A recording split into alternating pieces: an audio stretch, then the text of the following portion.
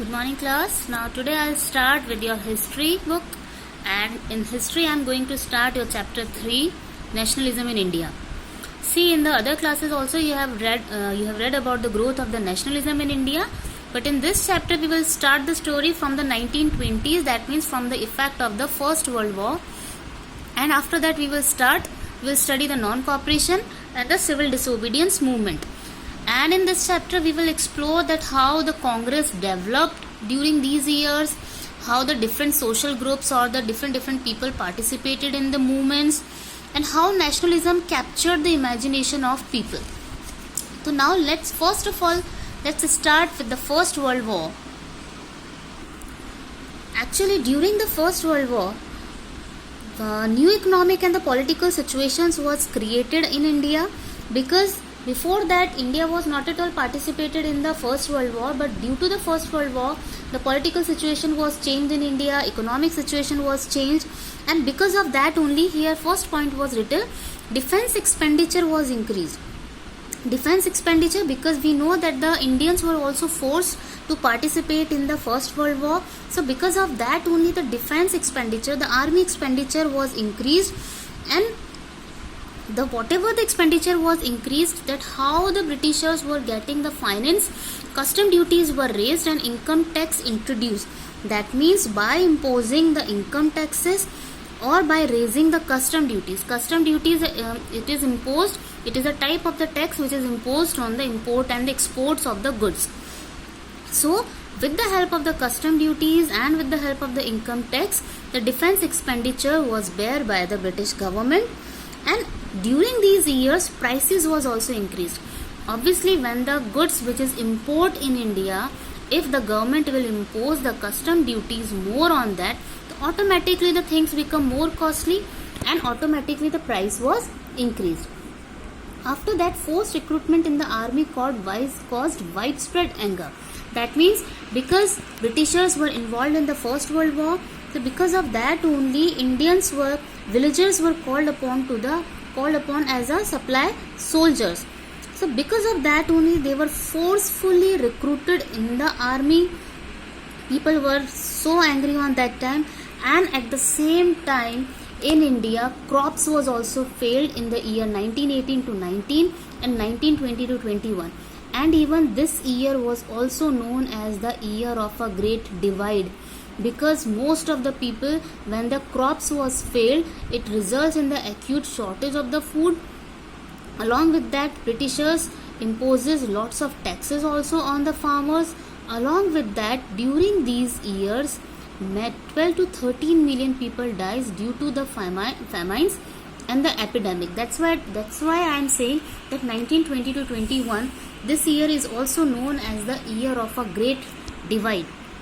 So that was the effect of the First World War. Due to the First World War, defense expenditure was increased, and that expenditure was compensated by raising the custom duties and income taxes.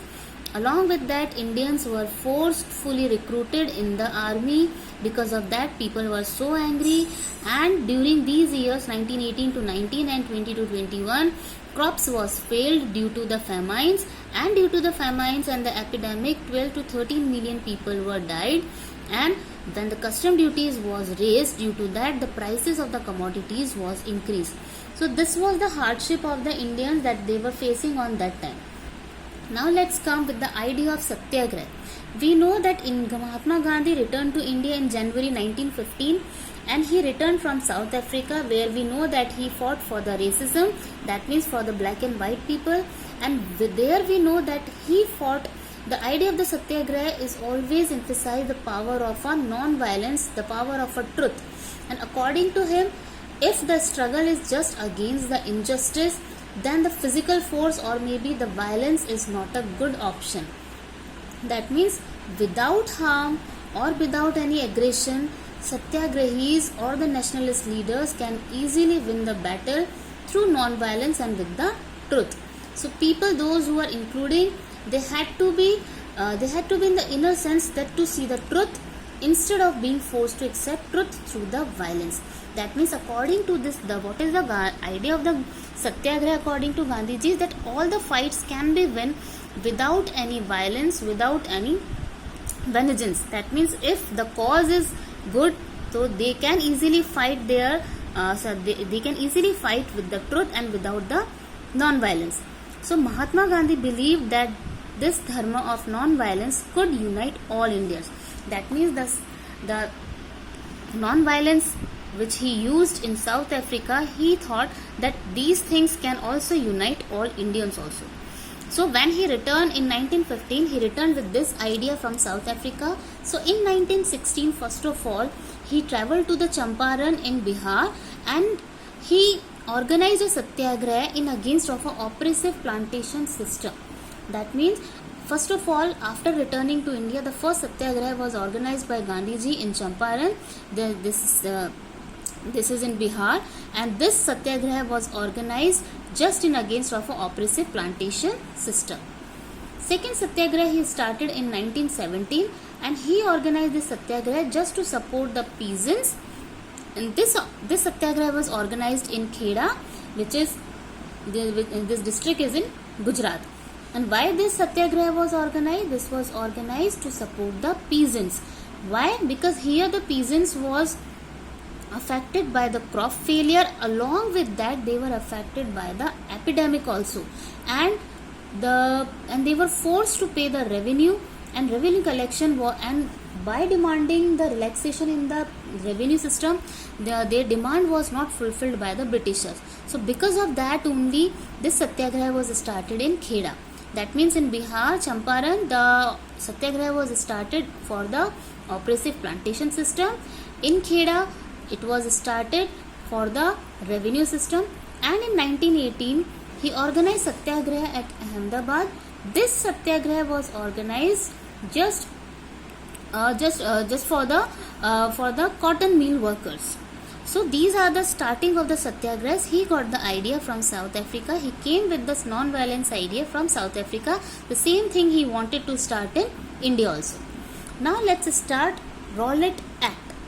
Rowlatt Act in 1919, he organized satyagraha against the Rowlatt Act. That means after organizing all these three satyagrahas, Gandhiji wanted to start nationwide satyagraha, which was in against of a proposed Rowlatt Act. Right now it was not implemented, it was proposed only. And what was Rowlatt Act? This Rowlatt Act was passed hurriedly. That means not a single Indian member was asked their consent, and this law was passed hurriedly in the Imperial Legislative Council without the united opposition of the Indian members. And what was the Rowlatt Act? According to this act, the government got the enormous power. That means this act gave the enormous power to the government. Now what type of the power they have got it? That means the government had a power to repress the political activities, and they were allowed the detention of the political prisoners also without trial for the 2 years. So that is the reason that's why Mahatma Gandhi wanted the non-violent civil disobedience movement just in against of this unjust Rowlatt Act. And that's why he started a hartal on 6th April. So Rowlatt Act was proposed, and this act was giving the enormous power to the government, and because of that only Gandhiji wanted to start a hartal on 6th April. So because of this hartal, rallies were organized in so many cities. People started on strike. Railway workshops was closed. Shops was also started closing down. And because of this popular increase, or maybe the lines of the communication, just like railways, telegraph, these lines of the communication was also disrupted. So the British administration decided to clamp down on a nationalist, because people started behaving in the non-violent way. So that's why Britishers wanted to clamp down on nationalists. Even the local leaders were from Amritsar, they were picked up. Even the Mahatma Gandhi was also not allowed to enter in Delhi. And on 10th April, the police in the Amritsar, they started firing upon the peaceful procession, even those who were provoking widespread attack on banks, post offices, railway stations. So to just to handle that situation, martial law was imposed in Amritsar, and General Dyer was the person who took the command to control the situation, and because of that only this Jallianwala Bagh massacre happened. This incident took place on 13th April. What was the situation on that time? Actually, large crowd was gathered in the Jallianwala Bagh. Some people came to protest in against the government for this Rowlatt Act, and some people, many villagers came there for attending the Baisakhi fair, and these people were not at all aware about what was going to happen. So General Dyer entered the area and he blocked the exit points, and he started upon fire. Dyer opened fire on crowd. Hundreds of people were killed. And what was the main motive to open the fire on a peaceful possession? Reason behind, because General Dyer wanted to produce a moral effect, just to create in the minds of the Satyagrahis a feeling of a terror and awe. That means the main motive of this incident was just to create a feeling of a terror among the Indians. That was the basic reason. Rest of the things we will discuss. The effect of the Jallianwala Bagh massacre we will discuss by tomorrow.